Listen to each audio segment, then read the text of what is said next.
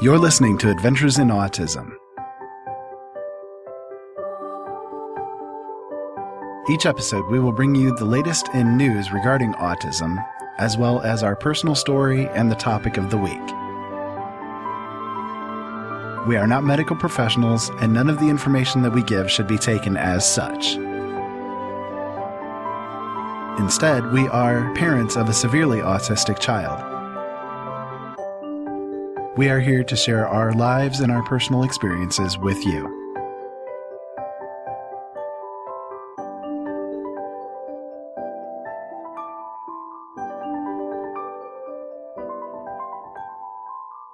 If you would like to know more about our personal story or access any of our other podcasts, you may do so through openeyesnetwork.com.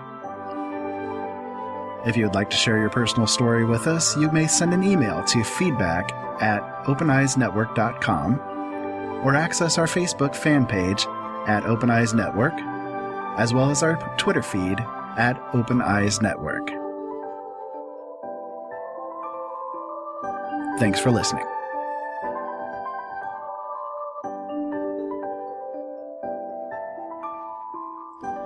Well, hello there, everyone. Welcome to another episode of Adventures in Autism. My name is Ira Robinson. And this is Jolene Robinson. And we have a really big show on tap for you guys tonight. We have a topic that is near and dear to our hearts, I guess you could say, because we have a lot of personal experience with it. And that is the idea of raising a child that has autism or really any other mental disorders. Or any kind of physical disorders, really, and being a step parent or choosing to be a step parent to a child that is along those lines. So I think that this is a topic that a lot of people out there are contending with. What do you think? I'd say so, because, I mean, we know the divorce rates when it comes to parents who have a child with autism and any sort of disorder or what have you, does tend to increase. And if you can find someone else that can handle the tides, as you could say, can handle it all, then it, not just for your own sake, but for the one that is disabled, is it really a good choice? Well, yeah, I mean, the divorce rates in the United States alone are at 50%, and that's just, 50% across the board. When you add in a child that has disabilities, that actually tends to increase the divorce rate. Mm-hmm. The divorce rate among those who have disabled children are actually higher because it really does add a lot of stress into the marriage. Oh, yeah, definitely. You get not only the stress from the disorder itself, but you also get a lot of stress because that tends to add a lot of financial stress on people, and it adds a lot of emotional stress, as well as the fact that a lot of times one parent or the other will harbor guilty feelings about the fact that the child is disabled. Yeah, was it me that caused this, something in my genes, or did I do something wrong somewhere? Or you get that a lot, especially as a mother. I know I did as a father. It may not be as prevalent with the dads, but I know for sure it definitely is with the mothers, that tends to be at least in the back of the mind, and that does add a lot of issues into the marriage. Oh, yeah. Because then arguments can ensue regarding all of that. So, because of that, I mean, divorce rates among those who have disabled kids are rather high. And that definitely increases the likelihood that down the line, that one parent or the other is going to get married again and add a step into the mix, basically. Whether or not the child is living with the person, living with the child or not, they still are going to be in the picture, basically. Yeah, they're still going to be an influence one way or another, whether it be positive or negative.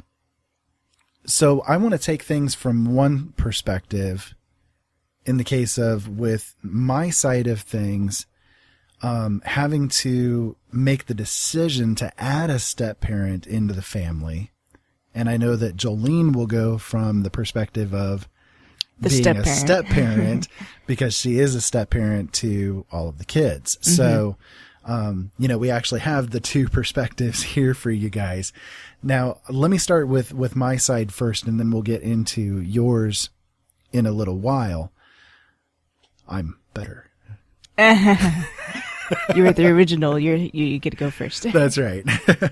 Okay, so as far as the being the parent, being the actual biological parent, and adding somebody into the mix, I guess the first thing that I want to state, and it should be obvious, I think, but I think it's a good reminder for those who are out there that are considering adding in a step into the mix. You really have to choose carefully who you're going to be adding into the mix. For me, when Seth and Crystal were younger, the bio mom took off. She was gone. She was no longer in the picture at all, which is advantageous because then, we don't have to deal with the two sides pulling against each other and all of that kind of stuff. However, with my oldest child, now she's not disabled, but with my oldest child, she was living with her biological mother, and I did not have full custody of her. We had joint custody, basically. So I got remarried after I divorced my first wife, which was the mother of my oldest child, Bethany. And when I got remarried, the person that I married was not the right choice as far as my child was concerned. And unfortunately, I kind of took a selfish approach with it and said, it can all be dealt with, basically. It wasn't. My second wife and my daughter did not get along at all, and it added a whole element into it all that, was unnecessary, basically. And so, that's, I guess, one thing. Learn from my mistakes. Don't just tread lightly into the whole issue, because if you are not very choosy about who you bring into the family, it can definitely cause a lot of issues. As you look at me, what? But it's true. I mean, for me, I guess what I would advocate for people or what I would recommend in a big way is that while you might care for the person, the chemistry between the children and the person has to be there as well.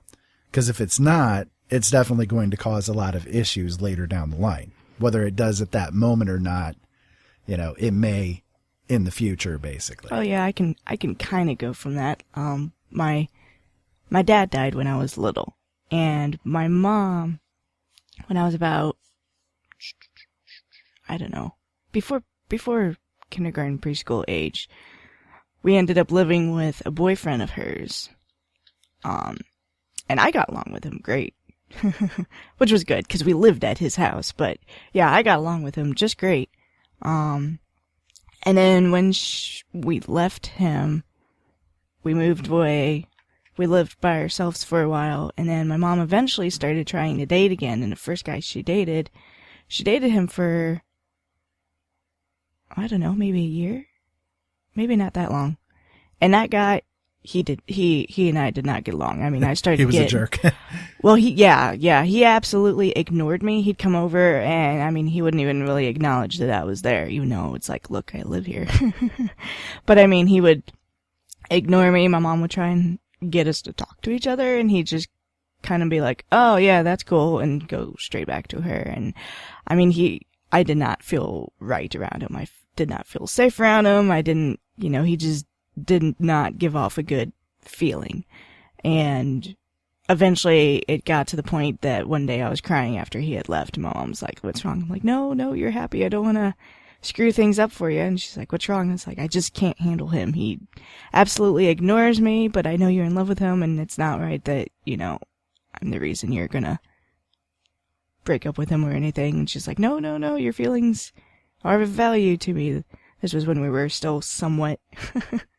When she cared. This was still somewhat, yeah, when our relationship was still somewhat better, but, yeah, so she ended up breaking up with him, thankfully, because, I mean, I could not handle it when he came over, but I knew that she was happy because apparently this was a guy that she had been together with before my dad.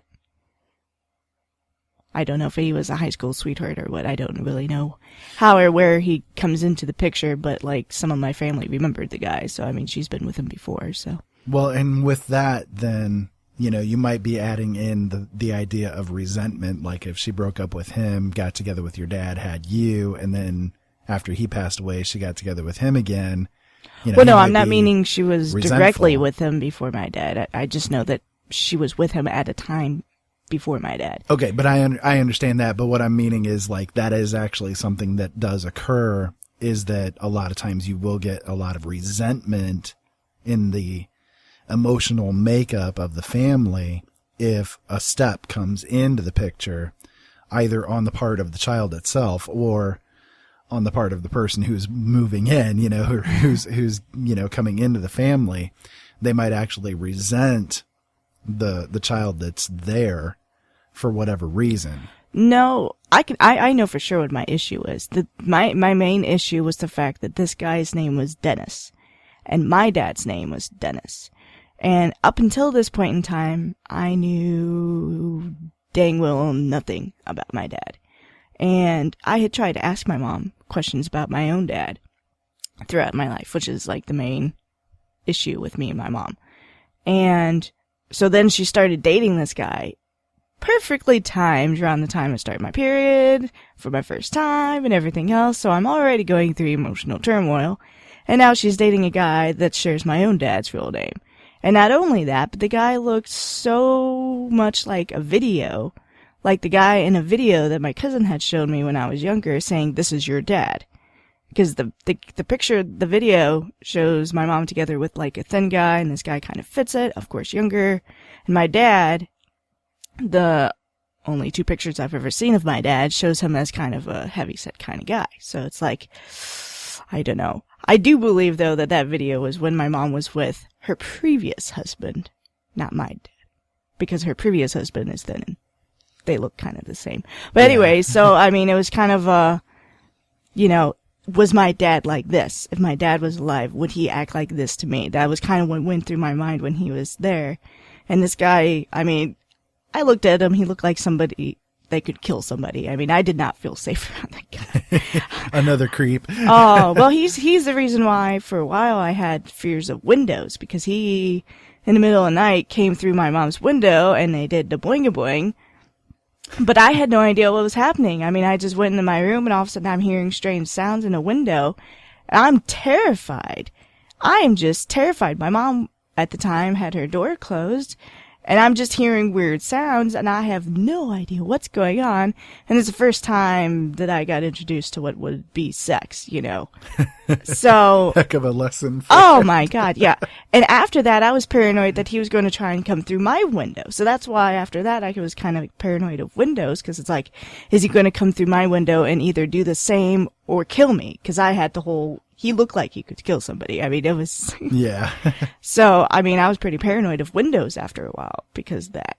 I was shit scared of falling asleep. I'm facing a window. It's like, oh no, there's a shadow. Well, see, and all that really is actually a really good point with it all, because, you know, when you're the bio parent and you're bringing somebody else into the fold, these are the thoughts that go through the kids' heads. You know, and this is just a normal thinking kid, you know, let alone somebody who also has other, you know, issues happening as well. You know, for instance, with Seth, he a lot of times has the hallucinations issue and that kind of thing that go on. Plus he has all the emotional turmoil anyways. And that just, I mean, it adds a whole new level into the nightmare that can go through their heads. Oh, yeah. Definitely. So again, from my perspective of things, if you're the biological parent and you are considering adding a step into the mix, be cautious. Be really cautious about who you're adding in and make sure that they are, trustworthy enough, really. I mean, when it comes down to it, that they are going to be, okay with your kids. That's number one. And that's even just with, again, quote unquote, normal kids.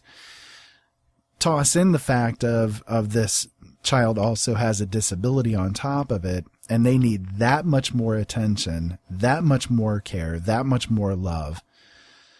All kids need as much love as you can give them, but you know what I'm getting at with it. They need that much more of a patience, I guess you could say. And as a step parent, it's really easy to lose perspective because this isn't your biological child. Yeah. So that's always there in the back of the head, basically. So as a step parent, what's your perspective on things? What do you have that could be added to what I have said so far? Well, I'm fortunate enough that I was a step parent to them when they were younger. If I were to do it when they're at this present age, it would be a lot harder. But, the biggest thing was I had to take in consideration of, not just for Crystal's sake, but for Seth's sake, if anything were to happen to us, you and me, honey, and we did not work out, despite what we thought, if we did not work out, me leaving would be more devastating than me not even entering the picture. And if they accepted me, if I was able to be together with you and they accept me and whatnot, if we did not work out to the point that I had to leave, it was that much, it would be very, very detrimental, not just to Crystal, but especially to Seth. Because whether he liked me or not, whether he appreciated me or not, whether he got along with me or not, just the act of someone once being in a house, now no longer being in a house, that act alone would set him off. Right. Well, yeah, what I would add to that is that, autistic kids especially, they are so dependent on structure. Exactly. That's what I'm trying to get at, yeah. That, removing that is, you literally are removing their structure. Exactly. And that is going to cause all kinds of havoc, to say the least. It's a really good point that you make there with not just coming in, but there is the possibility that the relationship between you and the step parent are not going to work out. So, what's going to happen then? Yeah, that was one of the biggest things that I really had to think about, because it's like, granted, I think we're going to last forever, but every couple kind of thinks that way. Yeah, you always have that in the back of the head. Is this actually going to last? Yeah, so I had to actually think, if we don't work out, if something were to happen and we didn't work out, would we still be able to at least, what would happen to Seth in the mix? Crystal, depending on the age of how old she was, if we ever had a fallout, depending on her age, she'd be able to comprehend and accept and move on way easier than Seth. Right. So it was she could handle it better than Seth could. Yeah, age. For instance, with Seth, you were a big factor in him talking again. You were one of the major factors in him even speaking again after he lost it. Yeah. You had a really deep connection with him, even more so than I did at the time, even as his biological parent. For whatever reason, for a while there, he was disconnected from me. He, I guess you could say, didn't want to have much to do with me, I guess. I not really the best way to put it, but, I think it's probably more along the lines of I was someone on the outside Right. at first. I was someone on the outside, and I was obviously younger. For those of you who don't know, there is an age difference between us. Yeah. I am considerably younger, so I'm more his age in his mind, you know. And I was able to...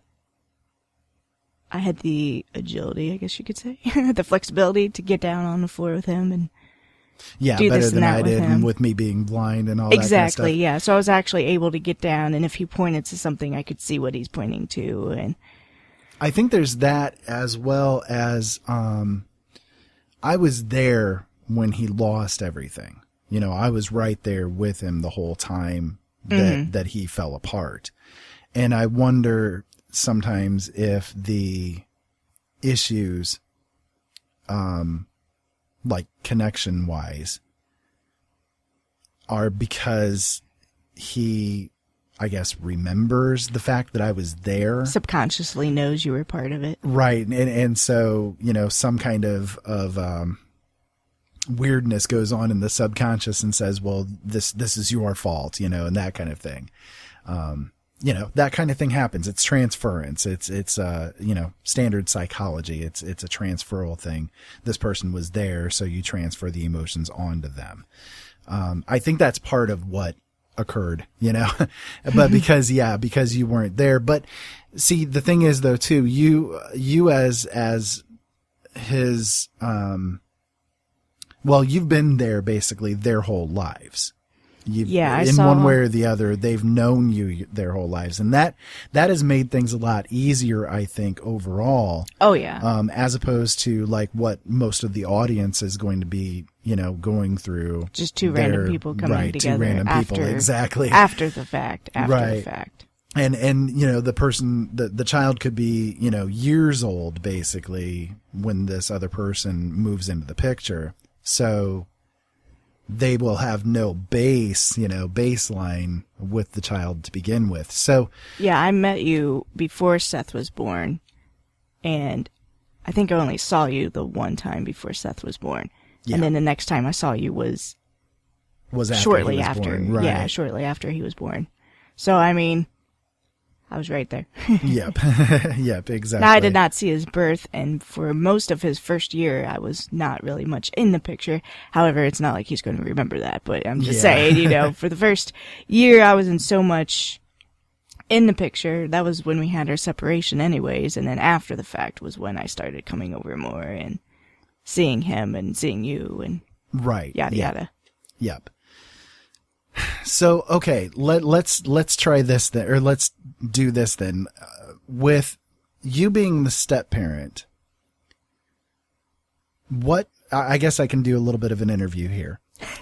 With you being a step parent, okay, to these two kids, well, 3, but the other one is, you know, 24 and on her own and all that kind of stuff. Pretty much my same age. So I mean, you know, we don't usually include her in the subjects with all of this. We usually just talk about Seth and Crystal because both of those are, you know, way younger. But okay, so as the step parent to these two, when you came into the picture, what were, besides the wonder of whether or not we were going to remain together and what is this going to do to the kids, what would you say were your biggest fears when you were first here, basically? I'd have to say whether or not, because yes, me and Seth did have a good relationship to begin with. I mean, we kind of hit it off pretty much right away. So, pretty much just, will it stay? Or, especially during the puberty time, you know, this time period, would he rebel so much against me? Because, you know, kids just kind of rebel at this age, you know. It's so just their thing. Yeah. Exactly. So would he rebel so much against me that it would cause more harm for me being here? As opposed to not, kind of thing. Or the same with Crystal. You know, since she is the one that's... I mean, because they both know that I'm not their real mom. Seth doesn't really comprehend that. He doesn't care either way. Yeah, he doesn't care, and he doesn't really know. He doesn't really understand. I mean, I've explained it to him, but he doesn't okay, that's fine, Mommy. That's kind of the response I get out of him. Okay, that's fine, Mommy. Let's play Super Smash Brothers. Exactly, yeah. Let's play a game now, Mommy. Whereas Crystal is able to really comprehend what it means. I mean, she knows right now. I mean, she already knows. Hi, Crystal. She already knows. That I'm not her real mom. She knows the story behind it all. And what if, say in just a few years, or maybe even this year, the next week, we have a fight for whatever weird reason, we have a fight, and there's a fallout between me and her. That will affect Seth, to see. Yeah, absolutely. And he won't really comprehend it if it's because, if she were to say something, well, I don't have to listen to you. You're my stepmom, something along those lines or whatnot, Seth's just going to be so confused. What the heck, and it's going to cause issues. That's one of the bigger ones that's come to my mind. Because, I see how me and my mom's relationship went. So, I'm paranoid of that happening to me and the kids. Right, because you've had the experience of going through that yourself. So, yeah, not not me. To be a pattern. Not me going to my mom and saying, I don't have to listen to you. You're my stepmom. No, she's my real mom. No. But, me and my mom, roughly around the age of 12 and 13, me and her, our relationship just fell apart, Right. We pretty much fell apart, and I was just living there till I could leave and move out. That's pretty much what it was, and I would hate for anything like that to happen to me and one of the kids, one of us have an issue, especially if it was Crystal. Because I don't see it so much happening with me and Seth. Me and Seth are pretty much best buds, Yeah. But especially with me and Crystal, because it's like if something like that were to happen, it would be detrimental to Seth, and I would hate to think in the back of my head, great, one of your other daughters is being pushed away from you because of someone. I would hate for that to happen, and it'd be just that much more amplified because I never grew up with a dad, and it's like, she's so lucky to have a dad to grow up with, and, so it's just over and over, just that whole situation. Right, yeah, so it's a cyclic kind of a fear that goes on in your mind. Yeah. So, okay, well, let's go ahead and take a break here real quick. When we come back, let's talk about what you see as being some advantages of being a step parent as opposed to being a bio parent. And I think that'll be an interesting topic. So stick around with us, folks. We'll be back in just a few minutes.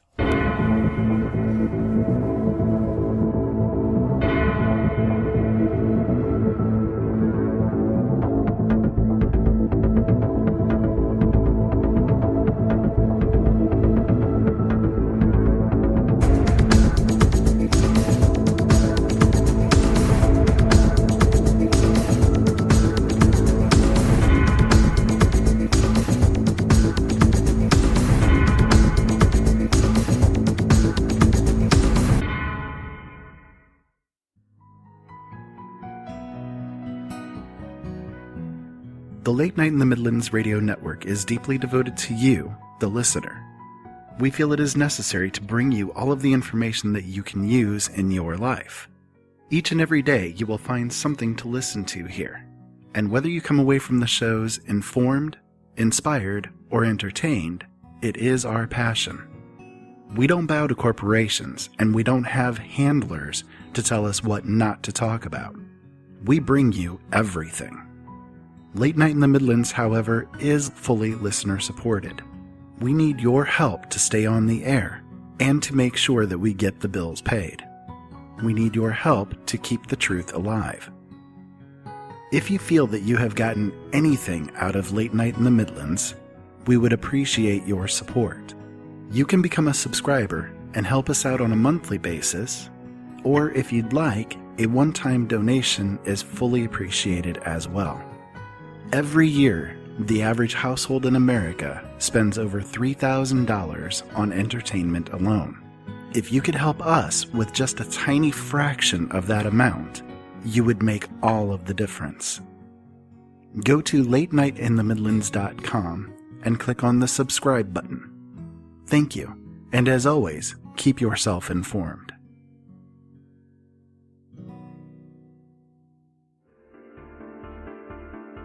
Fear.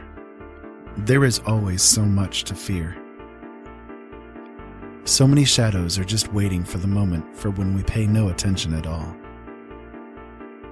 Just waiting for the moment when they can grab us and make us come undone.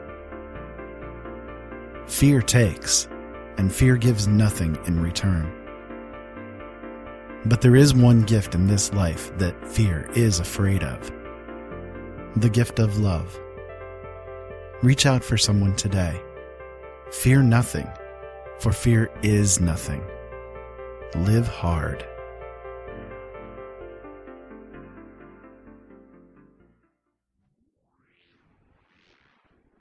Open Eyes looks for the truth in all things, no matter where it may lead.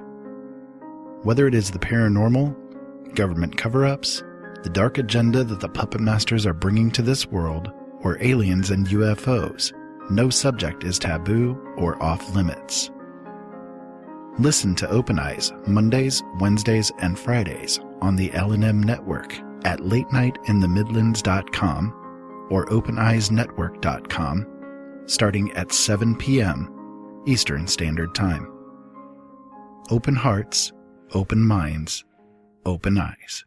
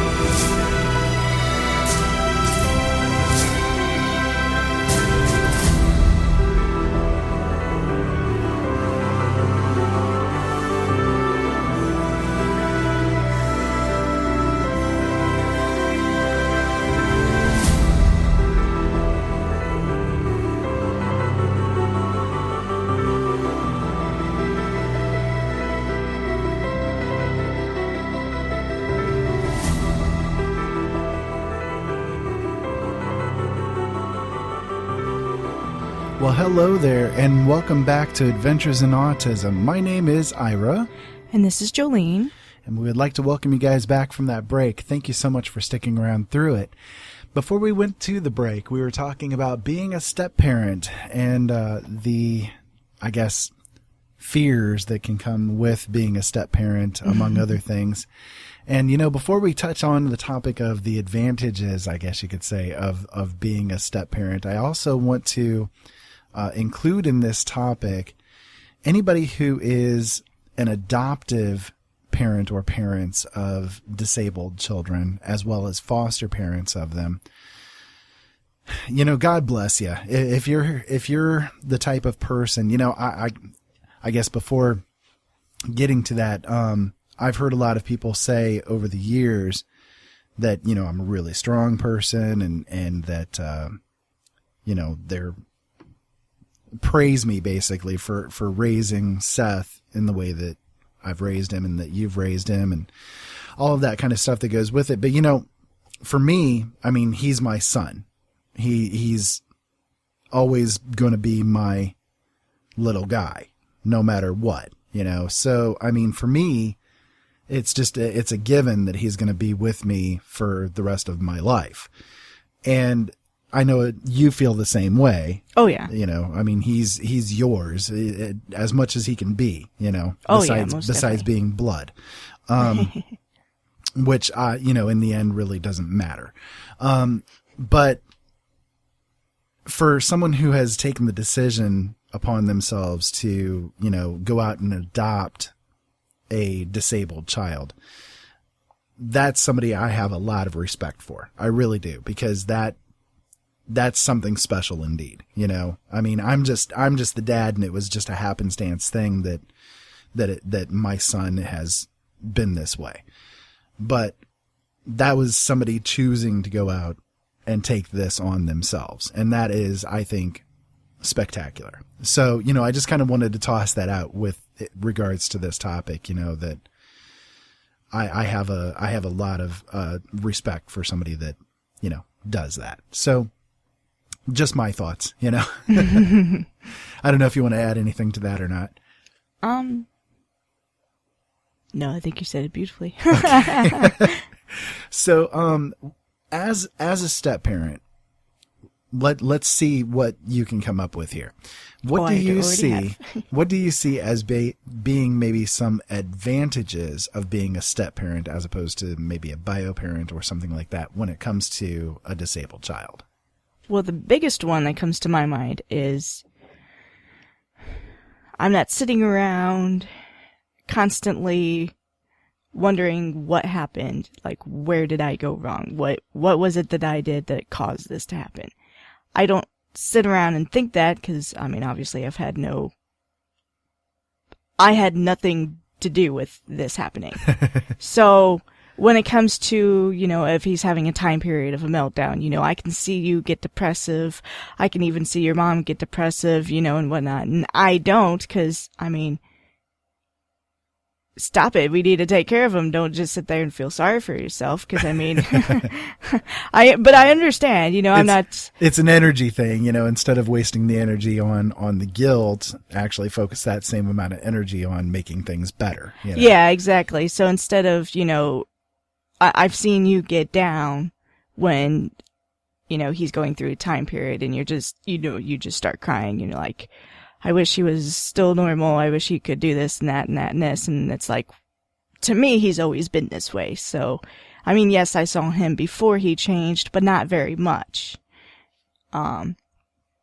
So I think every bio parent really does go through that because, we, I guess, you were dreamed there. of the potentials that they would have, and all that kind of stuff while they were in the womb and so on and so forth. Well, it was your bread that you baked, Yeah. You helped to create the child, you helped to create it, and to see it not quite turn out the way you expected or had hoped, yes, it's going to. It's the like souffle fell. Yeah, it's like, say you and I were to have a child, the same thing would happen. Then I would be going through the same thing. Right. But I'm not, so I'm able to not go through those emotional turmoils of, where did I go wrong? You know, oh, we should have looked into the shots things earlier, with the vaccines thing earlier. Oh my gosh, you know, what could we have done different during that time period? You know, I'm not stuck with that. So I'm able to help him better because I'm not thinking of the past or thinking of what I could have done. Yeah. I see another advantage too, and I don't know if you were thinking this or not, but that was the biggest one that came to my mind. One other thing that I could see being an advantage with it is that as opposed to being a bio parent and having to be like more in the mind of, you know, I'm the parent kind of thing, you can also come at it not just from the I'm your parent thing, but also, hey, I can also be a friend. Oh, yeah. You know, because I'm not your blood mother, you know, so.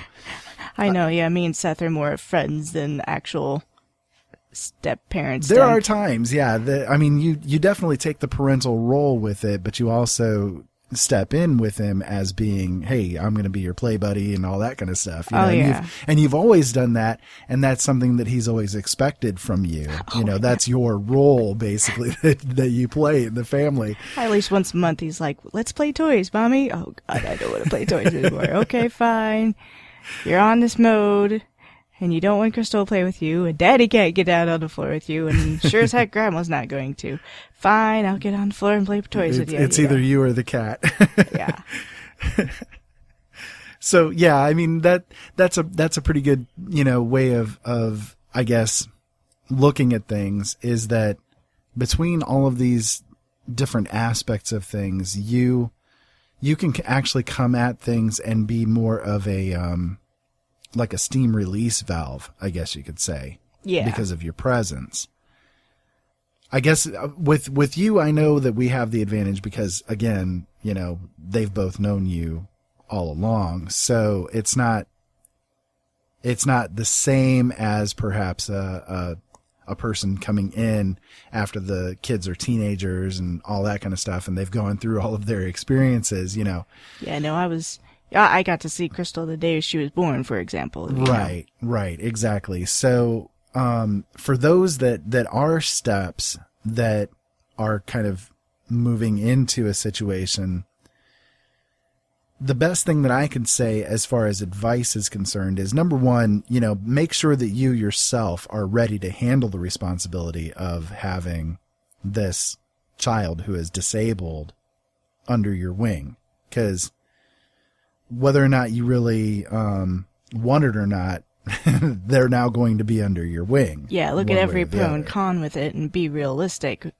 Such as in our case, we know for sure Seth's going to have to live with us for the rest of his life. There's no way he can live independently, not at his current circumstance. So, you know, you got to be realistic. Is this child someone you're going to have to live with for the rest of your life? And if you're someone who's wanting to, you know, travel when the kids grow up, well, you're going to have to be realistic. Are you really going to be able to do that? You know, you got to really face the facts. Right. Recognize the fact that, you know, not only with children who don't have disabilities, you're going to have to make sacrifices. You know, it's just the way that it is. But when it comes to moving into a family that has a disabled child, the sacrifices are even more. And you're going to have to definitely take that into consideration. Is this something that you can do or are willing to do? And if so, you know, are you going to hold any kind of resentment towards the kids because of it? And if that's the case, then everybody would really be better served by not entering into that family. Mm-hmm. As well as, you know, if you're getting involved with somebody who does have a disabled child, especially one with autism, but I guess it really does qualify for everybody. If you are moving into this situation and you're just doing it like as a fling or anything like that, please don't play that game, you know. Especially if there's a disabled person involved. Right. And if you're the bio parent, you know, again, you as well take responsibility and don't play games. If you're going to seek somebody that's going to be a person who you would be willing to have in that child's life for the rest of their days. Because, you know, you can't play games either, you know? And I just want to make that clear. I mean, I know probably all of our listeners are not going to fall under that category at all, but, you know, it still has to be said. We've both known people over the years who, do get involved in relationship after relationship, and they do have a disabled child, and we see the impact that this has on that child. And it really is a bad impact. A really hard impact on the kids that are involved with it, you know? Especially if you go from person to person, and they see and meet every single person. Right, exactly. Especially if you're, you know, the type of person that wants to seek out the next daddy or the next mommy or whatever, you know? I mean, it's not a good thing. So make sure that you're taking things firmly in hand as well, that you are not going to play that game, not just for the sake of it's not the right thing to do, obviously, but also it's definitely not the right thing to do in relation to how your disabled kid is being treated as well. So, I mean, that's my thoughts on it. That's my take on it. What would you add to that? I would kind of add on the same thing you were saying, you know, in our case, you know, with Seth having autism, if you were to do that, that would skew his view of reality that is the norm. As opposed to, obviously, not really a healthy, normal thing to do, but yeah, it's that way definitely with any kids. I mean, you know, if you as the parent are somebody who is, you know, kind of jumping from person to person to person, is that something that you really want your kids to see and to be raised up to do, you know, because you know that that's not really the right way to go, you know? But also if you toss in the autism on top of it, you know, it's that much worse. It really is. I mean, if you consider, again, like we were saying earlier, for especially an autistic person, the structure is like the most important thing in their lives. They have to have a very strict structure in order to really function. And if they go outside of that structure, man, they really start falling apart and melting down. So, you know, you can't be structured and have different people moving into their lives on a constant basis, you know? We were fortunate to know that me entering the picture was going to be an okay idea because, you know, I would come over and visit all the time, and Seth started eventually asking, you know, when are you going to stay forever? Right. Yeah. He was recognizing that this was going to be a permanent thing. Yeah. He was sad that every time I left and was like, oh yeah, I miss he was. I want you to come back. And I would see that forlorn look on his face whenever you would leave. He'd sometimes cry when I left. Oh yeah. Yeah. Yeah. So I knew that he was definitely going to be accepting of you. And of course, Crystal, she just adored you. So she was a little young yet to really comprehend what was going on with it all, but but it was definitely there. So we've got about 5 minutes left. What kind of thoughts do you have in relation to this topic that we haven't covered yet? I don't know. We kind of did a lot of good topics. Aha. See, I hit you with not knowing anything here. Not knowing. Let's see here. Well, okay. So let's ask this then. If you had to do it all over again, would you? Like, pretend this didn't happen and choose it over? Yeah, if the situation went all the way from the beginning, would you still accept the responsibility and accept the things that have gone on so far, you know, good and bad, because there has been good and bad? Would you still be willing to do it knowing what you know now? Oh, most definitely. I mean, there's no doubt in my mind. Definitely I would. There's no doubt in my mind. I don't know how else to say it. Yeah. I mean, yes. Yes. 100%. Well, you know, when I look at the situation, I mean, I feel the same way, of course. I have no regrets about anything myself. You know, I don't believe in regrets. I've gone into that on my own show, Open Eyes, quite a few times, and you guys can go to the archives at openeyesnetwork.com and listen to some of those archives, and you'll see, my take on that subject. But, if I had to do it over again, would I choose for Seth to be a different way? Sure, most definitely. But he's this way, so, what can you do, right? you take it as it comes, and everything happens for a reason. But I guess I just want to say here and now that as far as I'm concerned, as the biological parent, I mean, not just because I love you and all of that kind of stuff that goes with it, am I grateful for you being here, but I'm grateful for the person that you are in the way that you came into the situation, because this could have been so much different and so much harder and so, a lot worse, basically, if it weren't for you being here. And so, I would hope that for everybody that's out there that is either a step parent themselves or is looking to become a step parent to a disabled kid, take what we've said in this episode in mind and think about the consequences, basically, of your actions. Are you ready to handle the responsibility? And if so, are you ready to give of yourself as freely and completely as you possibly can for the sake of the kids? That's very beautifully put. I do have one other side thing. Okay. Being a step parent coming into this situation, one thing too, especially with a disabled kid, is don't push them to call you mom or dad or whatever role you are taking. Don't push them into it. I didn't with Seth or Chris. I just let them. Up until I was officially moved in, they both called me Chicky. That was the nickname they had, because it was a family nickname I have had. I don't really know where it came from. It's just a nickname I've always had. And when Seth was just trying to speak again, he could not say Jolene. He could not say it.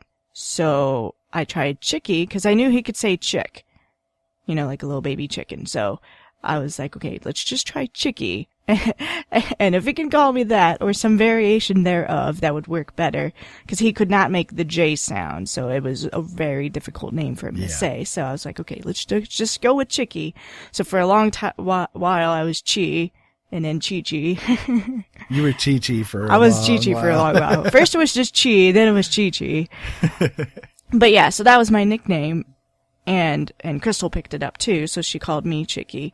And then when I moved in, I just let them slowly call me Mommy. I mean, I never forced them to. I never referred myself to Mommy. I never tried to correct them. Seth pretty readily, he pretty much switched immediately. He was already kind of calling me Mommy before I moved in, but yeah.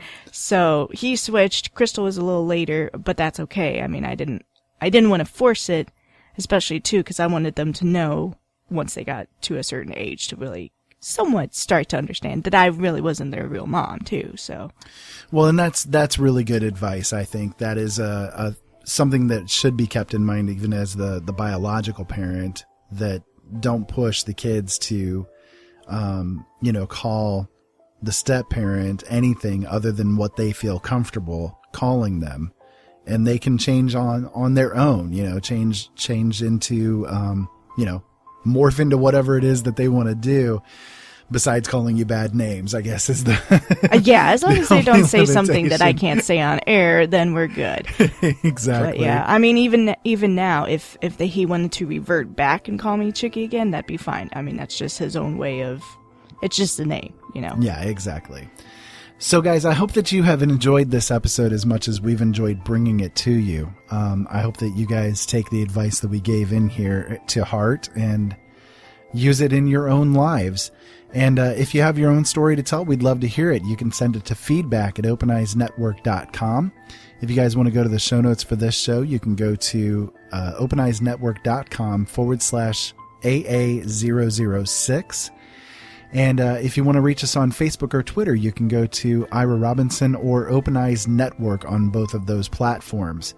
And is there anything else that you wanted to add here real quick? We've got less than 30 seconds. If you have any questions or comments about being a step parent or having someone be a step parent into the relationship, feel free to contact us and I will reply to it as well. Yes, most definitely. So guys, until next time, keep safe out there and have fun. And thank you so much for listening. Thank you.